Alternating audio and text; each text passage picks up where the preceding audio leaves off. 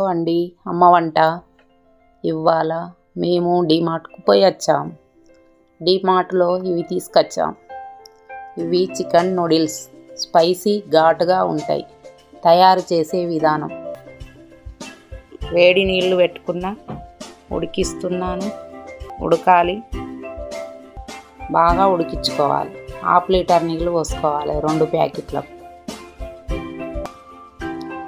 ఈ ప్యాకెట్స్ వేస్తున్నాను. చికెన్ మసాలా ఇప్పుడు ఇందులో వెళ్ళిన ఆయిల్లో పోసుకోవాలి. ప్యాకెట్లో వచ్చింది 2 ప్యాకెట్స్ వస్తాయి. ఒకటి చికెన్ మసాలా, ఒకటి ఆయిల్. లైక్ చేయండి, షేర్ చేయండి. సింపుల్గా అయిపోయే రెసిపీ, చాలా టేస్టీగా ఉంటుంది. నూడిల్స్, చికెన్ నూడిల్స్, గుమ్మగుమ్మలాడే చికెన్ నూడిల్స్ రెడీ.